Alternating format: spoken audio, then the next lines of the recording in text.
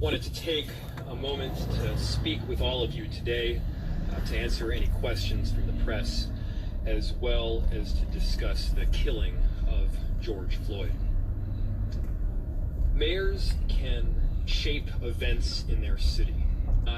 It's events in our city that shape us.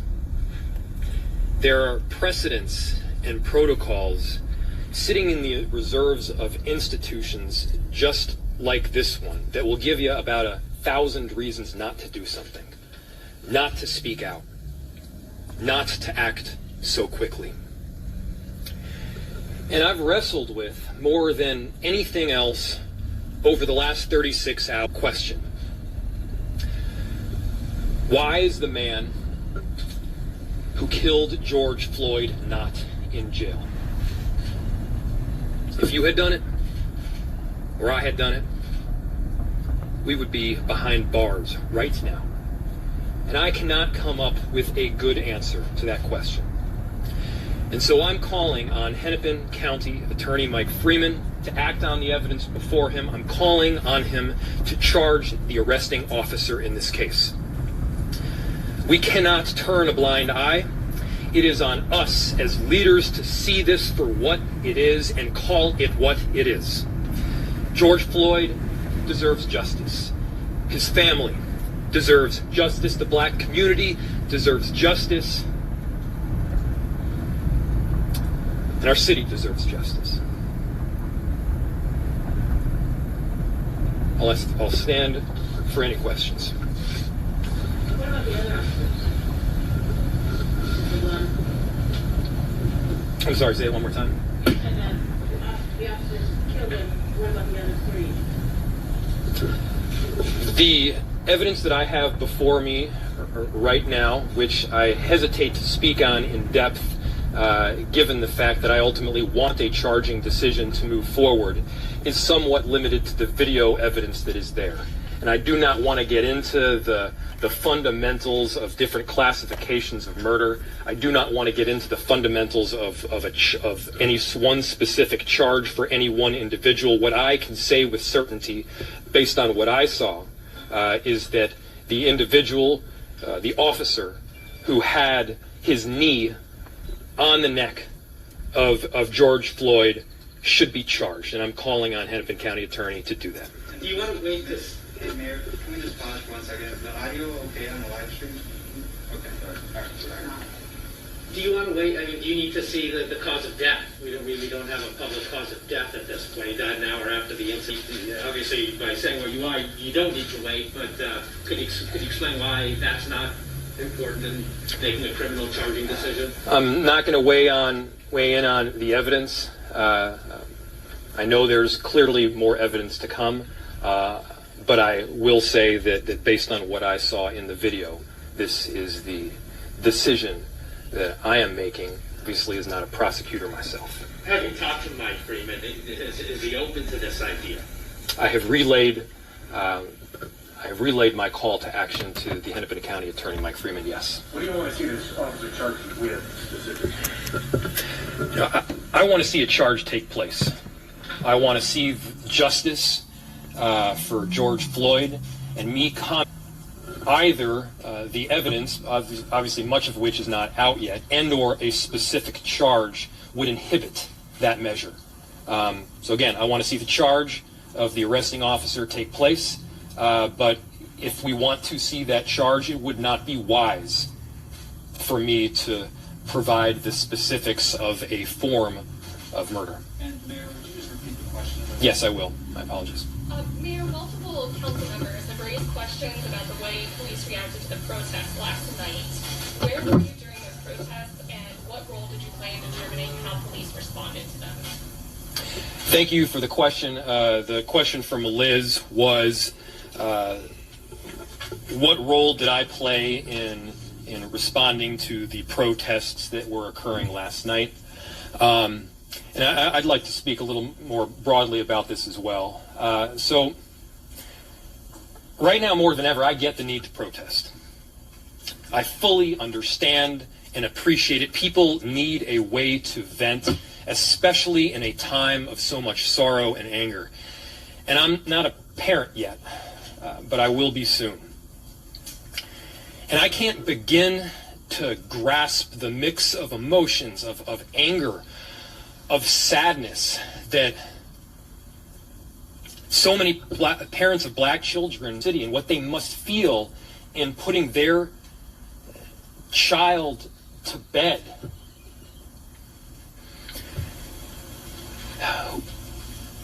Without knowing what cards they will be dealt and not knowing how their safety might be put at risk. And nobody out there will fight harder for the First Amendment protections and freedom of speech than I will. Nobody will fight harder for those rights to protest than I will. But those rights, they must stop when others' public safety are put at risk. The cars and the buildings that were broken into in some form had live guns and ammo in them. Spoke with our Chief Arredondo last night, who is an exceptional leader in our black community and known as an exceptional chief nationwide. And he told me that he could not run the risk of one tragedy leading to another. Our chief made the decision, and I support our chief. I trust his judgment. And there's an inherent tension, there's an inherent problem in this world of sound bites, where those who are protesting peacefully get lumped in with those that are not, where those who are policing compassionately get lumped in with those who are not. And by the way, I want to commend the 99% of protesters that were there last night doing so in a peaceful manner. And we need to be straightforward.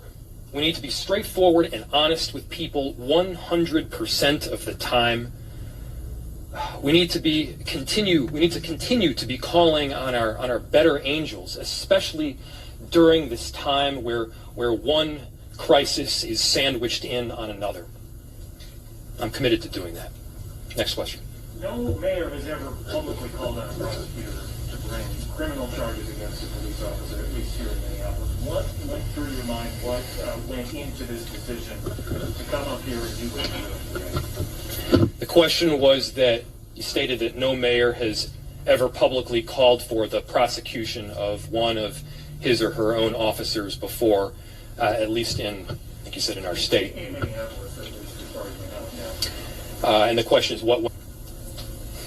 Now, I mentioned earlier that there are protocols, there is guidance, there's precedent that is almost instilled in the walls of these institutions like city government as if it were mortar. And so many of those protocols say that you shouldn't act quick. Decisive decision. You shouldn't speak out. And they'll give you 1,000 reasons why that guidance is given. But there was one question in my mind that I could not answer. If I'm tasked with being honest with people, which I do promise to be, how could I argue? How could I not speak out when an offense took place that you or I or many other people through our city would have been behind bars if they did? Yet this particular individual, this officer, was not.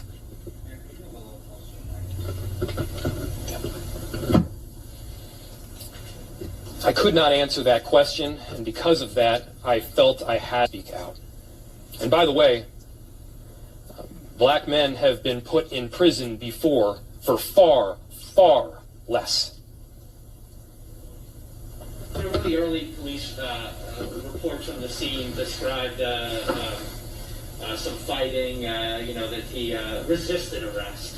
Have you seen any evidence that has been borne out? Obviously, we've seen the videos from surveillance cameras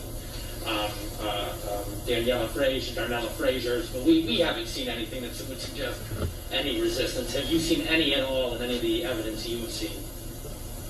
The question is whether I have seen evidence that George Floyd resisted arrest in some form. I have not seen any evidence to show that, no. I have not seen any evidence beyond what you've seen. And the other question is a $20 counterfeit bill, I've been told by sources, wouldn't even get you booked into jail right now. Can you explain the heavy presence at that specific grocery store at that specific time, why they felt that, why police felt so compelled to keep that quote-unquote suspect there? The question was, it is, I'll try to repeat what you said, it seems that a counterfeit bill would not require such heavy police presence, and why was there such heavy police presence there at the time? And no, I do not know. I cannot speak to that. When do we expect to see the body camera footage from the officers who were involved? When will that be released publicly? I'd like to release it as soon as is possible, while not compromising the investigation, but more importantly, the charge that I do hope will come forward. To Chief Rondo or BCA?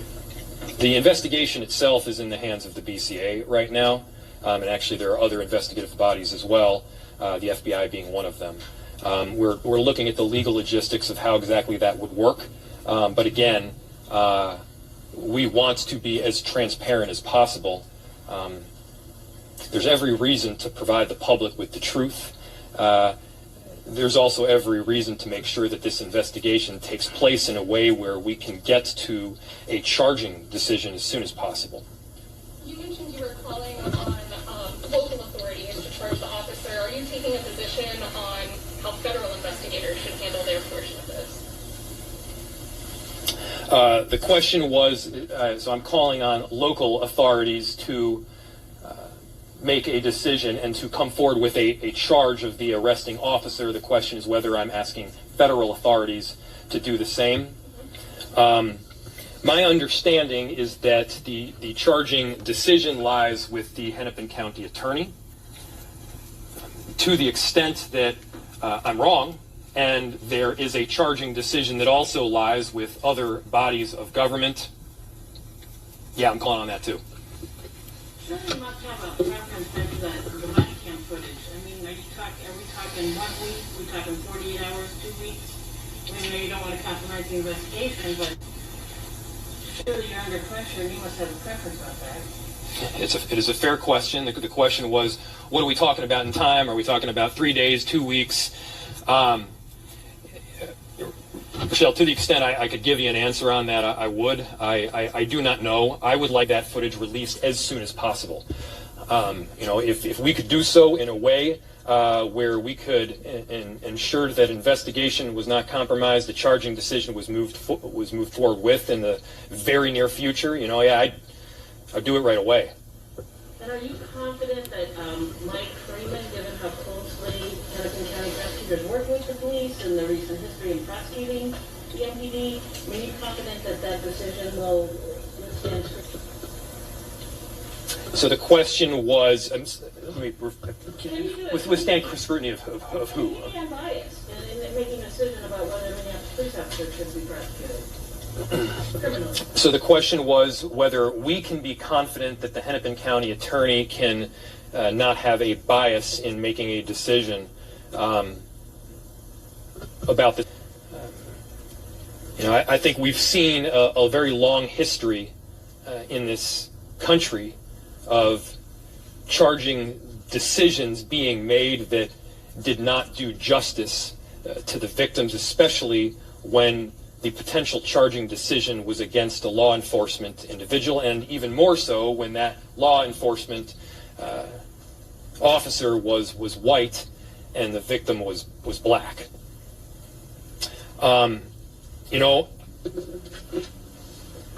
I've stated what I want to see. I am very hopeful that the evidence will be reviewed and that a charging decision will not just be made, but there is a decision to charge. I'm not going to comment further than that. Mayor, do you know if any of the 4 officers gave statements before they were fired, internal statements at the very least, before they were fired yesterday? I do not. Can you elaborate a little bit more on how you make your decision that this man should be charged? I mean, was there something, is it something that's in the public domain that you saw? Is it something that everyone's seen, or do you have privy to more information than we have? Sure. Yeah, I'll give it to you straight up. So the question was, can I elaborate a little bit more on my belief that the arresting officer should be charged? And yes, we watched for 5 whole excruciating minutes as a white officer firmly pressed his knee into the neck of an unarmed, handcuffed black man. I saw no threat. I saw nothing that would signal that this kind of force was necessary. By the way, that particular technique that was used is not authorized by the MPD. It is not something that officers are trained in on, and should not be used, period. And so, in so many of these horrible instances in which law enforcement tragically kills a member of our community, we are talking about split-second decisions. In so many of these instances, we are talking about 4 or 5, sometimes less, where a decision was made that tragically killed somebody and impacted a whole community. We are not talking about a split-second decision that was made incorrectly. There's somewhere around 300 seconds in those 5 minutes, every one of which the officer could have turned back, every second of which he could have removed his knee from George Floyd's neck, every one of which he could have listened to community around him clearly saying that he needed to stop. Every one of which you heard George Floyd getting, the pain he was feeling, an inability to breathe.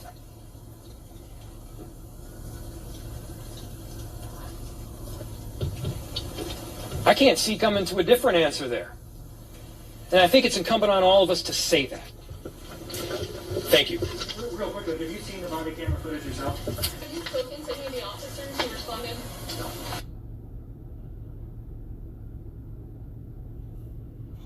Man, this is a very, very, very unfortunate situation that happened, man. But I'm going to give you my opinion on this. Where I see this leading up to, and I've seen it 1,000 times before.